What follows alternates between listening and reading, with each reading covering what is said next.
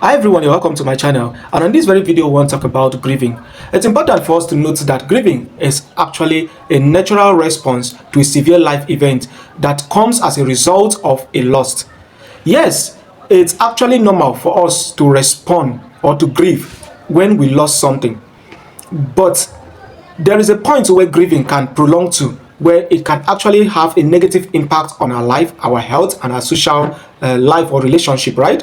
Now, that is the most reason why we need to consider the various stages of grieving and then to note where it is actually going out of place, all right? So, grieving has 5 stages, and these 5 stages is actually a model that was developed by Elizabeth Kubler-Ross, which outlines a common emotional progression through the grieving process after a loss. These stages are denial, anger, bargaining, depression, and acceptance. It is important for us to note that one will not grieve if there is no sentimental connection to the item, property, or person that is actually lost. So we tend to grieve, and the intensity increases when there is high connectedness or sentiment attached to that item, that person, that property that's actually lost. So grieving can come as a result of someone that loses a job, that loses a loved one, that loses a relationship, that loses a property or a business venture. So it can lead to grieving. But the most important the most important thing we need to pick out of here is how the grieving actually progresses, right? So the first stage, according to Elizabeth Kubler-Ross, is that we have the stage where the person will first of all deny these events that have happened, and the second one is actually going to express his emotion in form of anger, and then the next one is that he will start bargaining. The fourth stage is where he will now express the emotion of depression, while the last one is where he comes to terms with reality. So while these stages are often presented as a linear progression, individuals may experience them in different orders. Not everyone experiences all of them, and they can overlap. It's important for us to know that although grieving takes a linear progression from the stage of denial to the point of acceptance, but most persons will not experience it in this linear progression, while some persons may not even experience all the phases, and some persons may even experience all phases or 2 or more phases at the same time. So that's why we need to consider this discussion. So here is a more detailed look at each stages of grieving. So the first one has to do with denial, right? So in denial, this is an initial stage involving disbelief or difficulty accepting reality of the lost. It can be a way to cope with overwhelming pain and allow the mind to adjust. So this is a stage where the individual disbelieves what is happening. He doesn't believe that this thing have actually happened. It is more common where the individual lost a loved one, right? He will not accept that that person is actually gone in the first stage.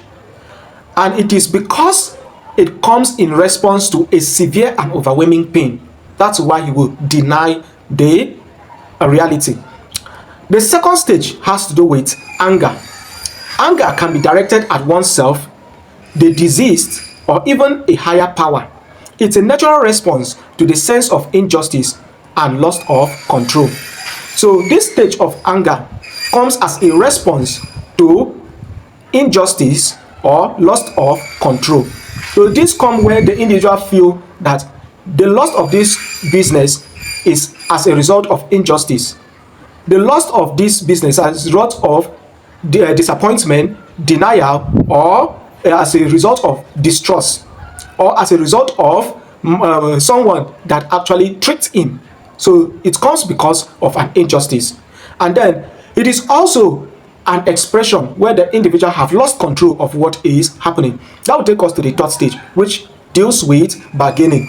So this bargaining stage, it is a stage that involves trying to negotiate with a higher power or fate to change the situation or bring back the lost person. It is a desperate attempt to regain a sense of control.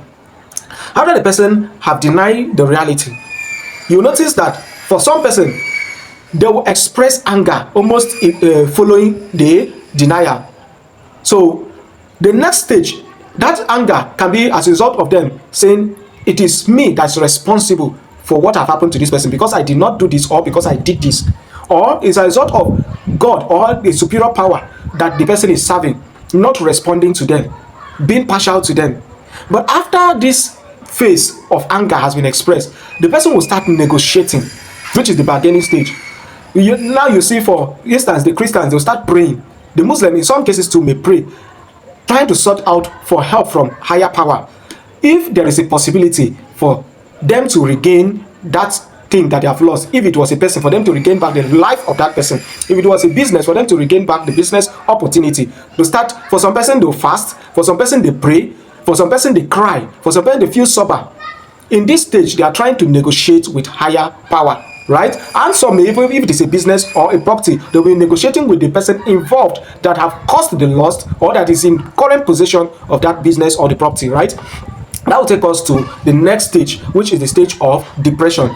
Depression is characterized by deep sadness, withdrawal, and a sense of hopelessness. This stage reflects the weight of the loss and its impact on daily life.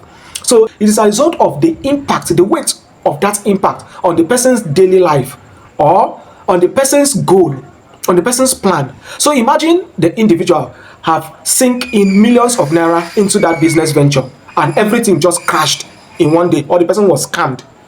You see that this person will be depressed, because this was all his life or her life investment.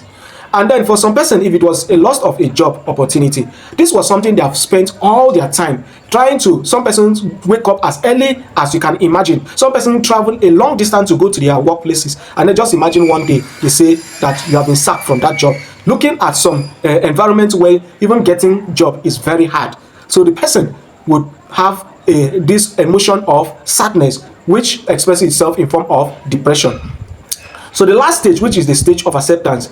Acceptance doesn't necessarily mean happiness, but rather coming to terms with the loss and finding a sense of peace. It is a stage where individuals begin to rebuild their lives and find new ways to move forward. So this acceptance phase is not necessarily because the person is happy that it has happened, or because the person have actually gotten or regained what has lost. It is just because the person have come to terms that it has happened. Let's move on. Life goes on. That is where this stage comes up, which is the stage of acceptance. The person wants to move on, which is actually a positive way of responding to situations, which is a positive way of responding to severe life experiences. Now, this last stage is where most persons have issues with, because some persons may not even bounce back to the stage of acceptance. The stage of depression can prolong in most persons, and it becomes a mental health challenge where depression lasts beyond 2 weeks or 6 months. So where grieving lasts beyond 2 weeks to 6 months, we say that depression has set in, and we say that there is a mental health concern. It is important for us to note that for every major life event that results in loss, we must grieve out. We must express that emotion. We must let go of that emotion. We shouldn't bottle up the emotion, because when we keep bottling up this emotion, a day will come where a slight negative life situation will happen, and then the response will be so aggressive and so intense that there will not be a way to remedy that situation. So that's why we need to express it. It's good for us to express the anger, for us to express the denial. But where the denial lasts longer than it is, you will see that some person may swing into a mental health condition, denying that it have ever happened. You see that some people, you tell them, they would not even want to discuss the situation. So when you try to discuss what have happened, they will not even want to talk about it. They'll tell you, I don't feel like talking about it. That shows you that a mental health condition has set in, and the person has stayed longer in this denial stage. Or where the person is still bargaining longer, you see the person fasting longer than normal. Some people can even go 6 months, 2 weeks, 3 weeks fasting. Whereas this thing, for instance, if it was a loved one, they have even buried the person and the person is gone. So they are still in that stage of negotiation. This shows us a maladaptive way of responding to life events. And so therefore, there is need to seek out for a mental health solution for this individual. So having understood this, you now see that it is necessary for us to understand the various phases that grief takes place, and then the points where we need to take action. And for some person, they may bounce back to acceptance. You may see that it seems as if they have accepted the situation, whereas it is just a breakage in the emotional response, the emotional system. Not as if they have actually accepted it, but they're actually expressing an overwhelming emotional response.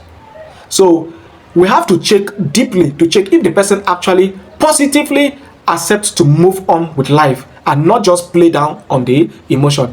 If you have any question on this discussion, let me know on the comment box. But if this discussion is quite informative and educative, also let me know in the comment box. I appreciate you for staying this long and to this very point. I look forward to that very moment where this channel becomes your most favorite clip. But for now, stay blessed and see you on my next video. Thank you.